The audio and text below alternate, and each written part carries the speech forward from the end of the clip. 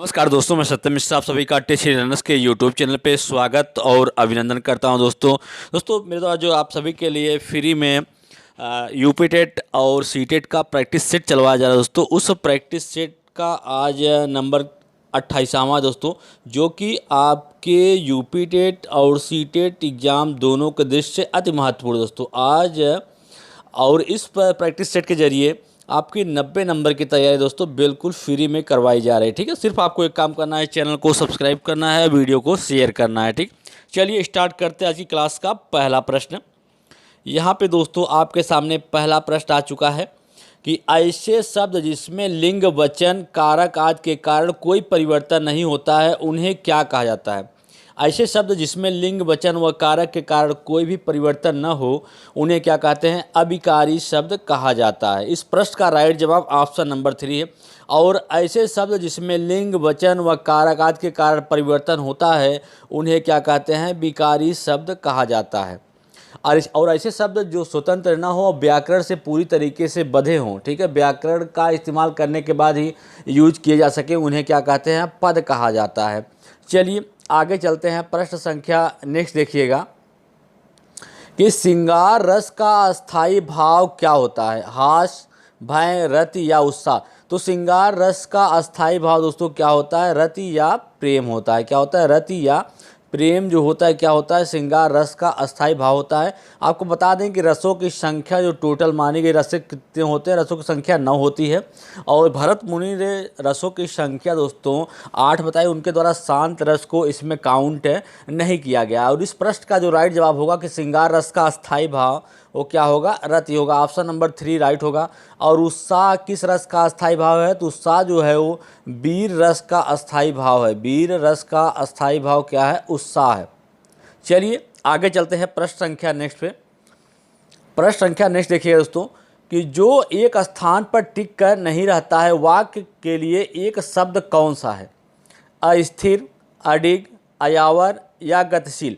तो दोस्तों जो एक स्थान पर टिक कर नहीं रह सकता उसे क्या कहते हैं, अयावर कहा जाता है। ठीक है, क्या कहते हैं, अयावर कहा जाता है।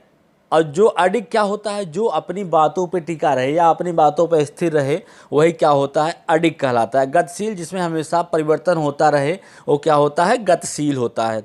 चलिए अगले प्रश्न पे चलते हैं। प्रश्न संख्या नेक्स्ट है, सुरभि किसी भी ऐसे शब्द विशेष को बोलने में कठिनाई अनुभव करती है जिसमें 2 से अधिक बार त वर्ण की आवृत्ति हो या उससे ठीक है, आप उससे क्या करने के लिए कहेंगे, बोलते समय इस और ध्यान न देने के लिए कहेंगे। कि मतलब जब तुम बोलो तो जो त वर्ण है उस पर ध्यान मत दो, ऐसा बिल्कुल नहीं कहेंगे। त वाले शब्द को बार बार उच्चारण करवाएंगे, ऐसे शब्दों को आप विकल्प ढूंढ कर देंगे, ऐसे शब्दों का बार बार सुनने के लिए कहेंगे। तो दोस्तों आप उससे क्या कहेंगे, त वाले शब्द को बार बार उच्चारण करवाएंगे और स्वयं भी उससे उच्चारण करेंगे और उससे भी उच्चारण करवाने के लिए कहेंगे।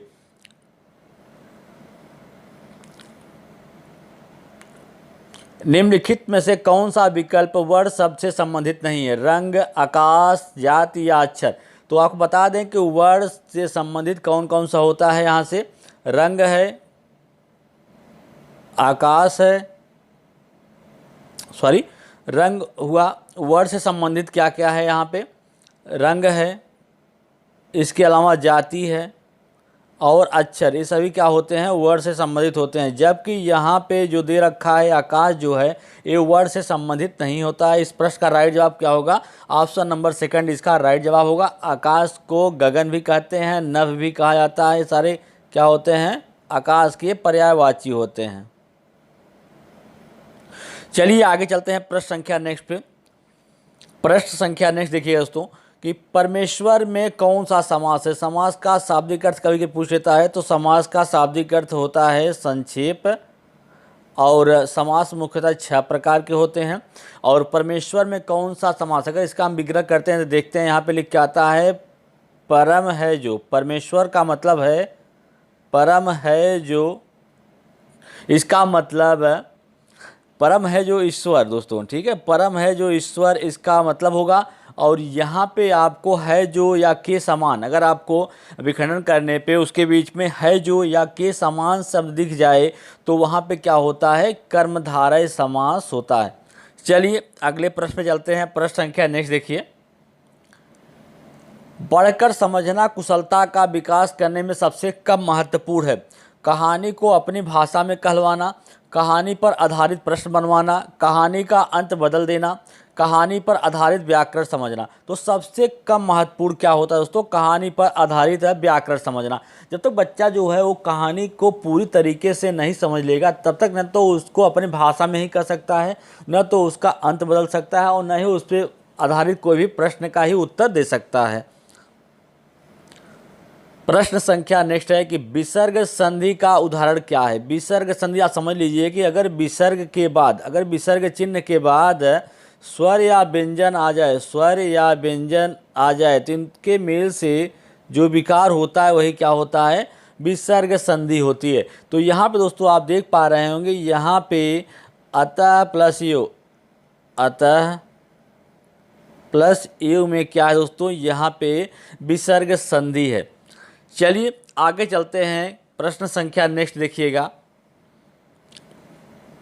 भाषा शून्य से विकसित नहीं होती है, इसके लिए शैक्षिक निहितार्थ को पाने के लिए अनिवार्य है विद्यालय पढ़ाई लिखाई, भाषा का प्रयोगशाला, पारिवारिक संवाद या सामाजिक अंतःक्रिया। तो भाषा जो है शून्य में विकसित बिल्कुल नहीं होती है, उसके लिए क्या होता है, सामाजिक वातावरण चाहिए या सामाजिक अंतःक्रिया बहुत ज़्यादा ज़रूरी होती है। जितना बच्चा जो है या कोई भी जितना सामाजिक होगा दोस्तों उतने ज़्यादा अच्छे तरीके से भाषा को ग्रहण करेगा, और वहाँ पे दोस्तों जब समाज में रहेगा तो वहाँ पे अपनी बात को कहने का उसको मौका भी मिलेगा, और अपने जो भी बात है दोस्तों उसको प्रभावित ढंग से वहाँ पे प्रयोग कर पाएगा।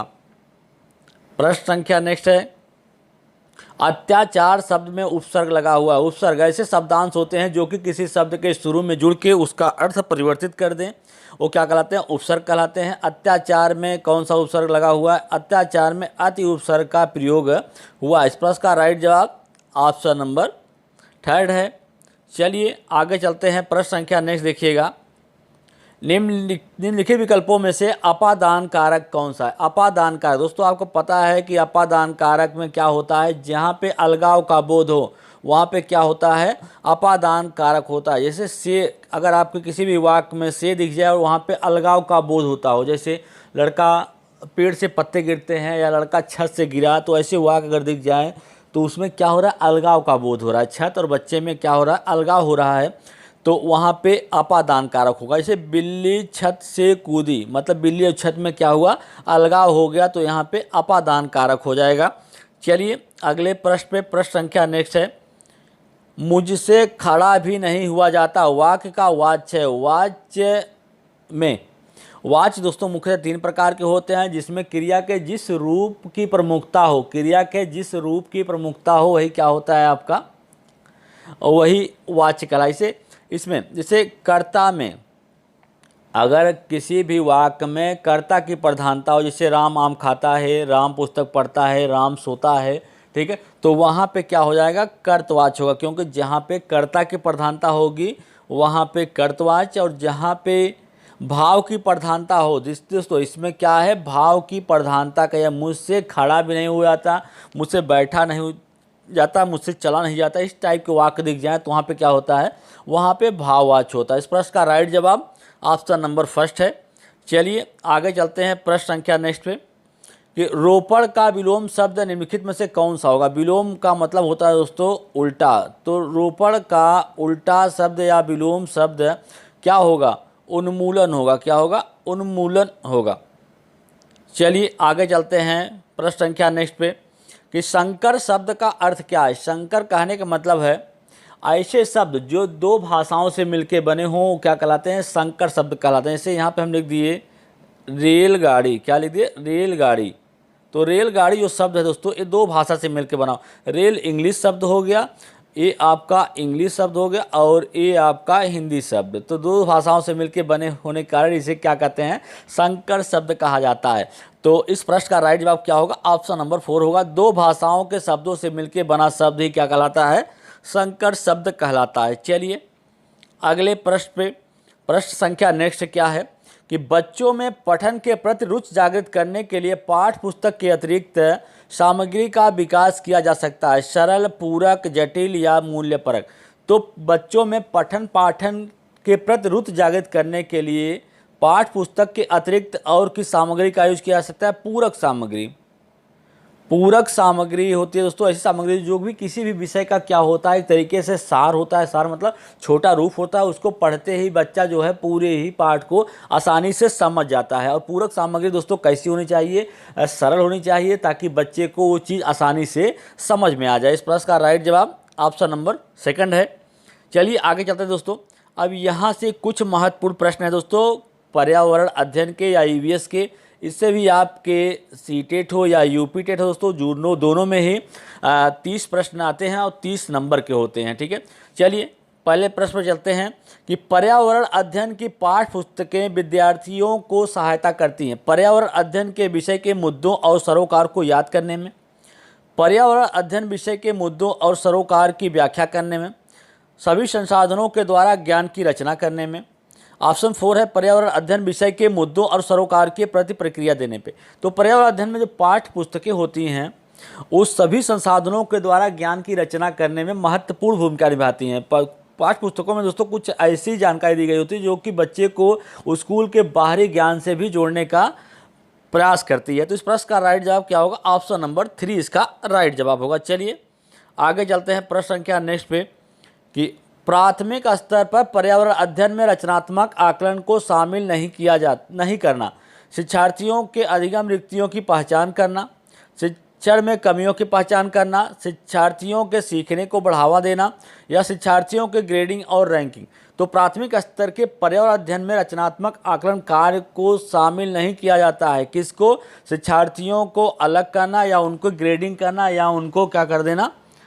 रैंकिंग करना। ठीक है, एक छात्र अच्छा है, एक पढ़ नहीं सकता, इस टाइप से दोस्तों उनको रैंकिंग और ग्रेडिंग नहीं करनी चाहिए और सभी बच्चों को एक समान समझ के ही उनको शिक्षा की व्यवस्था करनी चाहिए। ठीक है, और सभी शिक्षार्थियों के जो अधिगम में रिक्तियां आ रही हैं या कमियां आ रही हैं, बच्चा क्यों सीख नहीं पा रहा है, उस चीज़ की पहचान करनी चाहिए और उनकी जो कमियां दोस्तों उसको पहचान करके उपचारात्मक शिक्षा पद्धति का उपयोग करके उसे दूर करने का प्रयास करना चाहिए, ना कि उनको अलग अलग कर देना चाहिए, ग्रेडिंग कर देना चाहिए। बच्चे अच्छे हैं, ये मिडिल फैमिली के हैं या मिडिल हैं, ठीक है, तो इस टाइप के उनको रैंकिंग या ग्रेडिंग नहीं करनी चाहिए।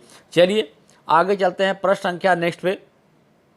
जो जानवर रात में जागते हैं वे वस्तुओं को देख सकते हैं सभी रंगों में, केवल काले और सफ़ेद रंगों में, केवल हरे रंगों में या केवल लाल रंगों में। तो जो भी जानवर ऐसे होते हैं जो कि रात्रिचर होते हैं वो हर चीज़ को काला और सफ़ेद में देखते हैं। कैसा? काला और सफ़ेद में। तो रात्रिचर जानवर दोस्तों उल्लू जो होता है दोस्तों, ये भी क्या होता है? एक तरीके से रात्रिचर होता है और इसकी जो आँखें होती हैं मनुष्य की तरह दिखाई देती हैं। कैसी होती हैं? मनुष्य की तरह आँखें किस पक्षी की होती हैं? तो उल्लू की होती हैं। चलिए आगे चलते हैं प्रश्न संख्या नेक्स्ट पे कि मानव विकास के क्रम में 2 पैरों पर चलने का सबसे बड़ा लाभ क्या है? शरीर को अच्छी तरह आधार देना, शरीर का भार कम होना, हाथ स्वतंत्र रूप से मस्तिष्क की आज्ञा अनुसार कार्य कर सकते हैं, अधिक तेज चाल। तो मानव विकास के क्रम में 2 पैरों से चलने का सबसे बड़ा लाभ ये होता है कि जो हाथ होते हैं स्वतंत्र होते हैं, मतलब कुछ भी करने के लिए एकदम फ्री होते हैं, मस्तिष्क की आज्ञा अनुसार जो भी होता है वो करते रहते हैं। ठीक है, तो हाथ स्वतंत्र रूप से मस्तिष्क की आज्ञा अनुसार ही कार्य कर सकते हैं। चलिए आगे चलते हैं प्रश्न संख्या नेक्स्ट पे कि पंखुड़ियों के अंदर एक फूल के बीच में हमें एक पतली चूड़िमा संरचना मिलती है जिसे कहा जाता है परागकोश, पराग, मूलांकुर या वर्तिकाग्र। तो पंखुड़ियों के बीच में एक पतली चूड़िमा संरचना होती है जिसे क्या कहते हैं? पराग कहा जाता है। और यह दोस्तों आपको बता दें कि हेमिंग बर्ड जो होती है और इसके अलावा तितलियां होती हैं उनका खाद्य पदार्थ होता है। क्या होता है? खाद्य पदार्थ होता है किसका? हेमिंग बर्ड्स का। और इसके अलावा तितलियों का ये क्या होता है? खाद्य पदार्थ होता है। और मधुमक्खियाँ दोस्तों इसी के द्वारा क्या करती हैं? शहद प्राप्त करती हैं। तो इस प्रश्न का राइट जवाब क्या है? ऑप्शन नंबर सेकंड इसका राइट जवाब है। चलिए आगे चलते हैं प्रश्न संख्या नेक्स्ट पे कि निम्नलिखित में से पक्षियों के उस समूह का चयन कीजिए जिसका प्रत्येक सदस्य हमारी तुलना में 4 गुनी अधिक दूरी की वस्तुओं को स्पष्ट रूप से देखने में सक्षम होता है। ऑप्शन एक है बाज, कबूतर, तोता, कौवा, चील, बुलबुल, बाज, चील, गिद्ध। तो दोस्तों आपको आगे पढ़ने की जरूरत नहीं है, इसमें जो दे रखा है कि बाज, चील और गिद्ध जो होता है मनुष्य की तुलना में 4 गुना अधिक दूरी की चीज़ों को देख सकता है। ठीक है, चलिए आगे चलते हैं प्रश्न संख्या नेक्स्ट पे। अब दोस्तों यहाँ पे प्रश्न संख्या नेक्स्ट है, इसको देखिएगा कि जब एक सपेरा अपनी संगीत वाद्य बीन को बजाता है तो उसकी आवाज़ सुनकर सांप अपना सिर आगे और पीछे घुमाता है। आपको कैसे लगता है कि सांप संगीत वाद्य यंत्र पर प्रतिक्रिया करता है?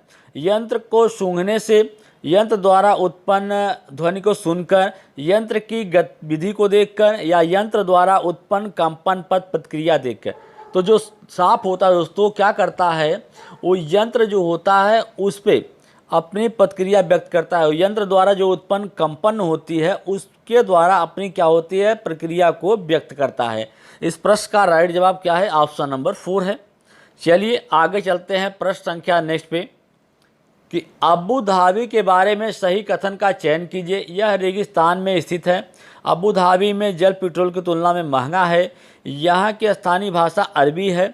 अबू धाबी में प्रयुक्त मुद्रा को दिनार कहते हैं। तो इस प्रश्न का जो राइट जवाब है दोस्तों क्या है आपका? ऑप्शन नंबर 4 इसका राइट जवाब है। चलिए आगे चलते हैं प्रश्न संख्या नेक्स्ट पे कि पोचमपल्ली एक गांव है जो कि विशेष कपड़े के लिए प्रसिद्ध है, जिसे पोचमपल्ली भी कहा जाता है। यह गांव का एक हिस्सा है केरल का, कर्नाटक का, आंध्र प्रदेश या तमिलनाडु। तो पोचमपल्ली दोस्तों क्या है? एक साड़ी किस्म की क्या है दोस्तों? साड़ी है। और यह कहाँ पे पाई जाती है? आंध्र प्रदेश में पाई जाती है। आंध्र प्रदेश में पहले दोस्तों आंध्र प्रदेश दोस्तों यह गांव जो था आंध्र प्रदेश का हिस्सा हुआ करता था, लेकिन अब क्या है, तेलंगाना का हिस्सा बन गया है। इस प्रश्न का राइट जवाब ऑप्शन नंबर 3 है। चलिए आगे चलते हैं प्रश्न संख्या नेक्स्ट पे कि यदि हम पक्षियों को देखते हैं तो हम पाते हैं कि अधिकांश पक्षी अक्सर अपनी गर्दन को हिलाते हैं। इसका कारण यह है कि उनके कान ढके हुए होते हैं और वे उड़ नहीं सकते। पक्षियों की 2 आँखें होती हैं। उनकी आँखें एक समय में 2 अलग अलग वस्तुओं पर ध्यान केंद्रित कर सकती हैं। अधिकांश पक्षियों में आँखें स्थिर होती हैं और वो हिल नहीं सकती हैं। तो यही इस प्रश्न का राइट जवाब हो जाएगा कि अधिकांश पक्षी जो होते हैं उनकी आँखें क्या होते हैं? स्थिर होती हैं और वो पास की वस्तु, किसी भी वस्तु को देखने के लिए ही अपनी गर्दन को बार बार आगे पीछे करते रहते हैं। ठीक है, पक्षियों से दोस्तों एक प्रश्न अक्सर पूछा जाता है आपकी परीक्षा में कि कौन सा पक्षी ऐसा है जो कि झटके से अपनी गर्दन को आगे पीछे करता है? तो मैना होती है जो झटके से अपनी गर्दन को आगे पीछे करती है। चलिए प्रश्न संख्या नेक्स्ट है कि एक पक्षी एक पेड़ के ऊंचाई पर अपना घोंसला बनाता है। यह पक्षी कौन सा है? कौन सा पक्षी ऐसा है जो कि पेड़ की सबसे ऊंचाई पे अपना घोंसला बनाता है? वो है कौवा है। कौवा क्या करता है? पेड़ की सबसे ऊंची डाल पे अपने घोंसले का निर्माण करता है। और सबसे खास बात ये होती है दोस्तों कि जो घोंसला होता है पक्षी अपने रहने के लिए या अंडे देने के लिए उसका इस्तेमाल करते हैं। इस प्रश्न का राइट जवाब क्या है? ऑप्शन नंबर 4 है।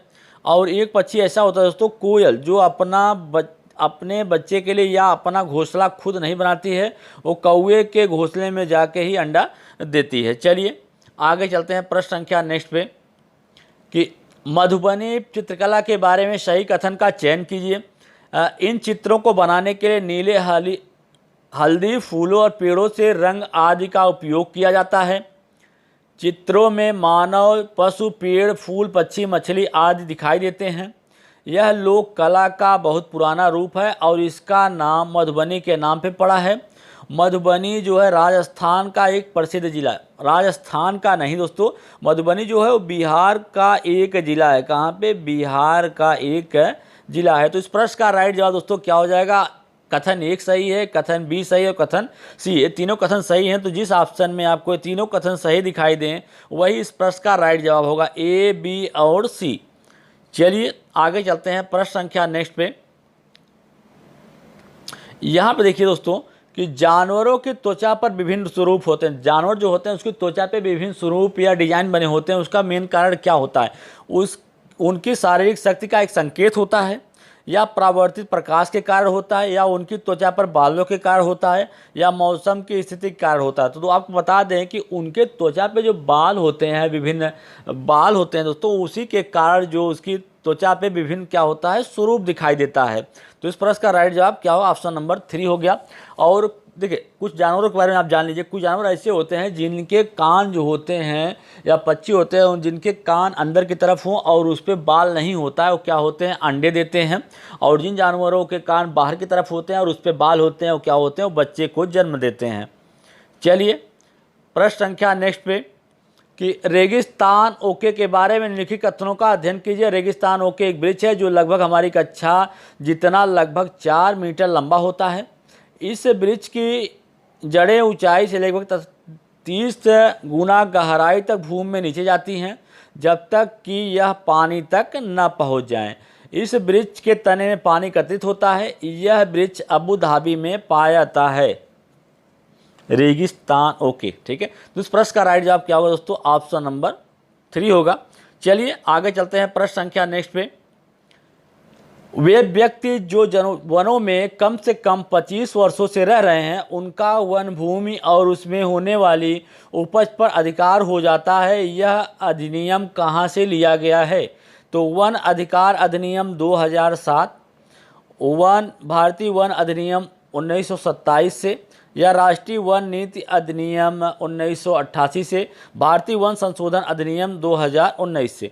तो यह जो लिया गया दोस्तों, आपको बता दें कि ऐसा अधिकार जो व्यक्ति जो वनों में कम से कम 25 वर्षों से रह रहे हैं उस भूमि क्षेत्र पे या उस पे उपज होने वाली फसलों पे उनका ही अधिकार हो जाता है। तो यह अधिनियम कहाँ से लिया गया है, वन अधिकार अधिनियम 2007 से लिया गया है। चलिए आगे चलते हैं प्रश्न संख्या नेक्स्ट पे। अब दोस्तों यहाँ से कुछ महत्वपूर्ण प्रश्न हैं आपके सीडीपी या बाल विकास के, और इससे भी आपकी परीक्षा में बता दें आपको कि यहाँ से भी 30 प्रश्न पूछे जाते हैं और प्रत्येक प्रश्न जो होते हैं एक एक नंबर के होते हैं। चलिए इस प्रश्न को देखते हैं कि एनसीएफ 2005 के अनुसार गणित शिक्षण का मुख्य उद्देश्य क्या है। बच्चों को अंकगणित का ज्ञान देना, गणित के प्रति रुचि विकसित करना, बच्चों में तार्किक एवं समस्या समाधान क्षमता का विकास करना, या बच्चों का भावनात्मक विकास करना। तो एनसीएफ 2005 के अनुसार गणित की शिक्षा देने का मेन उद्देश्य होता है कि बच्चों में जो तर्क करने की क्षमता है या किसी भी समस्या का समाधान जो खोजने की जो क्षमता है उसका विकास कर पाना। तो इस प्रश्न का राइट जवाब क्या है, ऑप्शन नंबर 3 है। चलिए आगे चलते हैं, प्रश्न संख्या नेक्स्ट देखते हैं। अब दोस्तों यहाँ पे आपके सामने प्रश्न संख्या नेक्स्ट है कि बाल मनोविज्ञान के आधार पर कौन सा कथन उपयुक्त है। हर बच्चा एक जैसा होता है, हर बच्चा विशिष्ट होता है, कुछ बच्चे विशिष्ट होते हैं या कुछ बच्चे एक जैसे होते हैं। तो बाल मनोविज्ञान के अनुसार जो सबसे उपयुक्त कथन है इसमें दोस्तों कि हर बच्चा क्या होता है, विशिष्ट होता है, क्योंकि प्रत्येक बच्चे की जो रुचियां होती हैं या किसी चीज़ को समझने की जो क्षमता होती है वो भिन्न भिन्न होती है, ठीक है। और प्रतिभा भी हर एक बच्चे की अलग अलग होती है। चलिए आगे चलते हैं प्रश्न संख्या नेक्स्ट पे। निम्नलिखित शिक्षण अधिगम प्रक्रिया के गतिशील दृष्टिकोण का अर्थ है कि शिक्षण परिवर्तन के लिए खुला होना चाहिए, शिक्षण को छात्रों के अवधारणाओं के अनुरूप बनाया जाना चाहिए, शिक्षण को अधिगम की गतिविधियों के माध्यम से छात्रों की भागीदारी पर जोर देना चाहिए, या शिक्षण को छात्रों की प्रतिक्रियाओं को ध्यान में रखना चाहिए।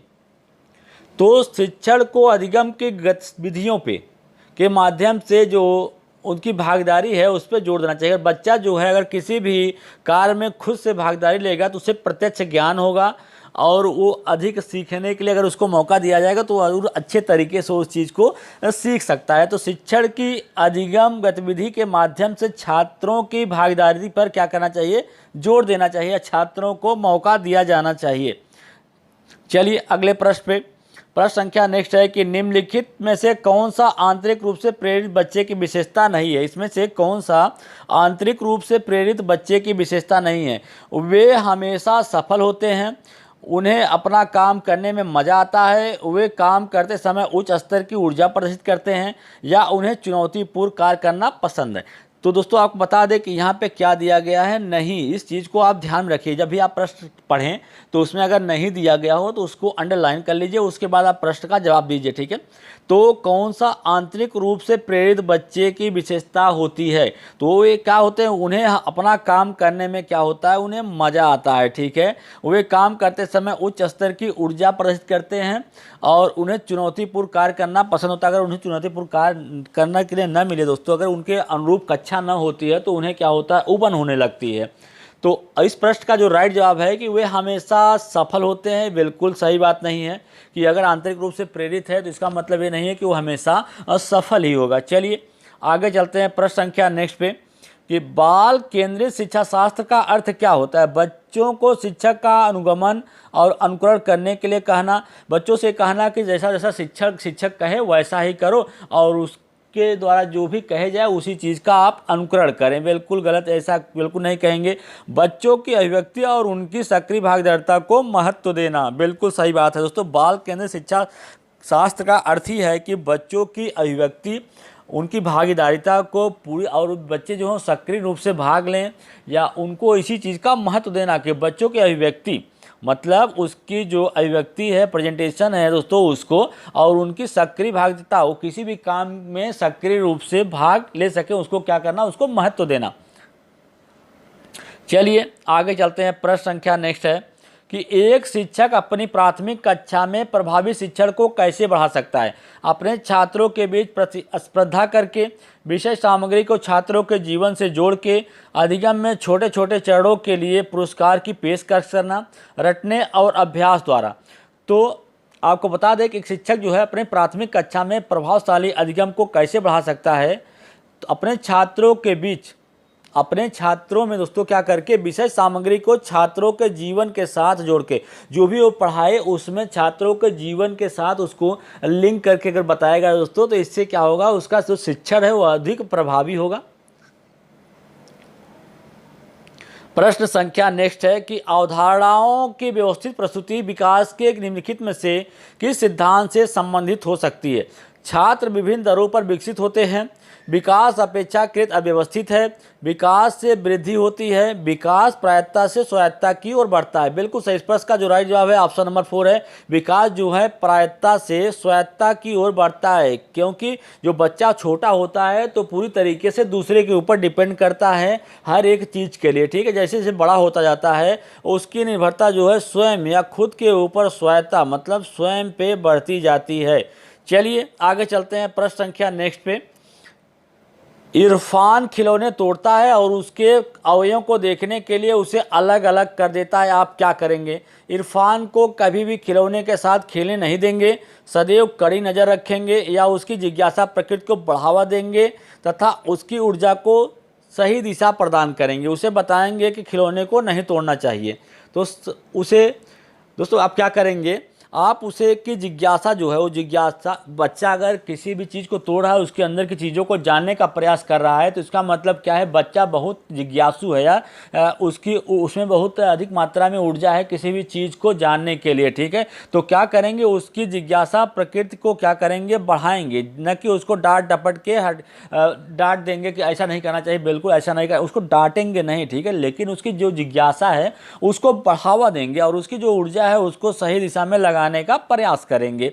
चलिए आगे चलते हैं प्रश्न संख्या नेक्स्ट पे कि एनसीटी का पूर्ण रूप क्या है। राष्ट्रीय अध्यापक शिक्षा परिषद, शिक्षक शिक्षा की राष्ट्रीय आयोग, राष्ट्रीय प्रशिक्षण और शिक्षा परिषद, अध्यापक शिक्षा के लिए राष्ट्रीय परिषद। तो नेशनल एनसीटी का फुल फॉर्म होता है national counselling for teacher education. तो दोस्तों आपको बता दें कि इस प्रश्न का राइट जवाब ऑप्शन नंबर फर्स्ट है। चलिए आगे चलते हैं प्रश्न संख्या नेक्स्ट देखते हैं कि विशिष्ट बालकों के अंतर्गत कौन से बालक आते हैं। विशिष्ट बालक के अंतर्गत कौन से बालक आते हैं। तो विशिष्ट बालकों के अंतर्गत दोस्तों सभी बालक आते हैं, चाहे वे पिछड़े बालक हों, प्रतिभाशाली हों या मंदबुद्धि हों, सभी क्या होते हैं, विशिष्ट बालक होते हैं। तो इस प्रश्न का राइट जवाब क्या होगा, ऑप्शन नंबर 4 हो जाएगा। चलिए आगे चलते हैं प्रश्न संख्या नेक्स्ट पे कि प्रत्येक विद्यार्थी स्वयं से विशिष्ट होता है। इसका अर्थ है कि कोई भी दो विद्यार्थी अपनी योग्यताओं, रुचियों और प्रतिभा में समान नहीं होते हैं। ऑप्शन सेकंड है, शिक्षार्थियों में न तो समान विशेषताएं होती हैं और न ही उनके लक्ष्य समान होते हैं। सभी विद्यार्थियों के लिए एक समान पाठ चर्चा संभव है। एक विषय रूपी कक्षा में शिक्षार्थियों की क्षमताओं को विकसित करना असंभव है। तो प्रत्येक विद्यार्थी क्या है, स्वयं में विशिष्ट है। कहने का मतलब है वो विशिष्ट है। हर एक विद्यार्थी की अपनी योग्यताएं होती हैं, रुचियां अलग अलग होती हैं और प्रतिभा भी सबकी समान नहीं होती है। तो इस प्रश्न का राइट जवाब दोस्तों क्या होगा, ऑप्शन नंबर फर्स्ट हो जाएगा। चलिए आगे चलते हैं, प्रश्न संख्या नेक्स्ट देखते हैं कि शिक्षा के क्षेत्र में पाठ्यक्रम शब्द का अर्थ क्या है। स्कूल के समग्र कार्यक्रम जो छात्रों को प्रत्येक दिन के आधार पर अनुभव होते हैं। ऑप्शन सेकंड है शिक्षण की विधि और सिखाई जाने वाली सामग्री, कक्षा में उपयोग की जाने वाली पाठ्य सामग्री या मूल्यांकन प्रक्रिया। तो शिक्षा के क्षेत्र में जो पाठ्यक्रम शब्द है इसका मतलब क्या है कि स्कूल का समग्र कार्यक्रम जो प्रत्येक दिन के अनुभव होते हैं। दोस्तों जो बच्चे का प्रत्येक दिन का अनुभव होता है, स्कूल का समग्र कार्यक्रम जो छात्रों को प्रत्येक दिन के आधार पर अनुभव होते हैं, वही क्या होता है, पाठ्यक्रम होता है। पाठ्यक्रम के अनुसार ही बच्चों को प्रत्येक दिन का पाठ्यक्रम निश्चित होता है कि आज इनको क्या पढ़ाना है, और बच्चे उसी का प्रत्येक दिन क्या करते हैं, अनुभव करते हैं। चलिए आगे चलते हैं, प्रश्न संख्या नेक्स्ट पे कि एकल अभिभावक वाले बच्चों को पढ़ाते समय शिक्षक को चाहिए ऐसे बच्चों के साथ अलग व्यवहार करें, ऐसे बच्चों को गृह कार्य अधिक दें, स्थिर और सुगमता वातावरण प्रदान करें, इस तथ्य को नज़रअंदाज करें और प्रत्येक बच्चे को अन्य बच्चों के समान समझें। बिल्कुल सही दोस्तों, अगर एकल अभिभावक वाला कोई बच्चा आपके यहाँ पढ़ रहा है और आप एक शिक्षक के तौर पे कार्य कर रहे हैं, तो आपकी जिम्मेदारी होती है कि इस तथ्य की अनदेखी करें, जो एकल अभिभावक वाला शब्द है इस तथ्य की अनदेखी करें और उस बच्चे को भी अन्य बच्चों के समान समझ के ही उसको शिक्षा प्रदान करने की कोशिश करें, ठीक है, और अन्य बच्चों के समान ही उसको भी मौका दें।